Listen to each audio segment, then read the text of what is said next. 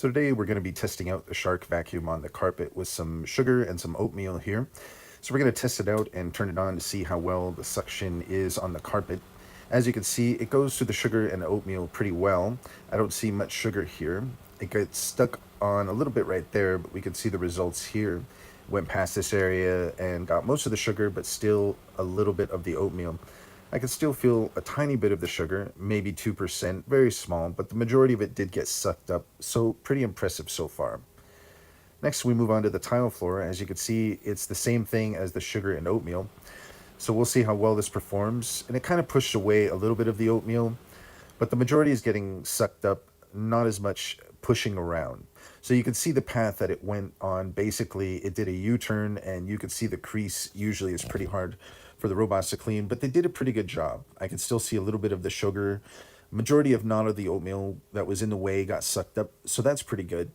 Just a little bit of issue with the sugar, but overall pretty impressive. Next, we move on to the noise test, and this is the baseline, around 30 to 31 ambient noise. When you start it up, it's around 66 or a high of 70, but usually around 65, 66 range. So pretty quiet on the carpet compared to the other vacuums. But in general, it's still going to be pretty noticeable. On the tile, it's usually going to be a bit louder. As you can see, it's at 70, so about 4 to 5 decibels louder. This is definitely going to be noticeable because speaking volume is around 75, so just below speaking. Next, I'm going to show you the volume of when it sucks deep debris out of the vacuum here. It is quite loud. As you can hear, it's quite loud. You don't want to be anywhere near this when it is going, but you can put this in the other room. But that said, it is still below speaking level, so it's not too bad. Moving on to a durability test, we're going to use some scissors to scratch the surface to see how durable the materials usually are. You can usually get pretty marks on most robo vacuums. So far, it's been pretty good. I've not added a scratch on the silver or the white part, but the top part is quite reflective. So there's a coating. It did get a mark on the top, so you have to be careful with that spot because it is prone to scratching. But because it's at the top, it's not something to worry about. We'll look at the dock here and see the durability of that. Usually the bond is pretty resistant, and as you can see, it's also the case here with the bottom part that you can't really see. You can see a little light here, a little mark there, but it's not noticeable unless it's in the light. This is the shinier bit, usually a bit more prone. As you can see, I think a tiny mark right there because of the coating, but overall, it's pretty impressive with the vacuum and the dock. Most of the cheaper vacuums, they definitely will scratch and mark quite easily, so this is quite good news. Now let's move on to the dock. As you can see, this is what it looks like at the top. You get an indicator that it's plugged in. You push that button to pan and pop out the dustbin that collects all the dust from the vacuum.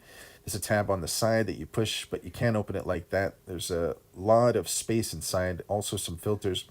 I don't think you can take those out, but you can definitely clean it out at the bottom. And this is where you can charge it, and that's where the vacuum sucks everything up into the dock. You lift this up, and this is one of the multiple filters that it has in the dock. There's another filter down here.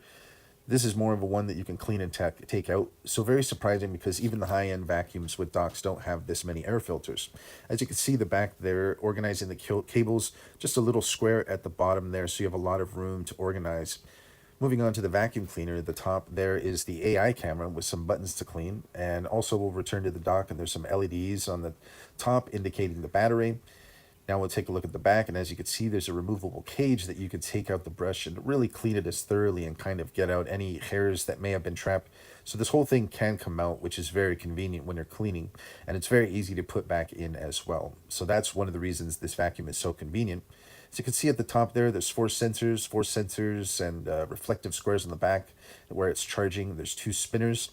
But it's only one tab. There's a lot of directional fur and fibers to direct debris inside the vacuum. And overall, just pretty impressive as a total package, with the vacuum having very good suction, the dock being compact, also very good at emptying. So overall, this is just great value.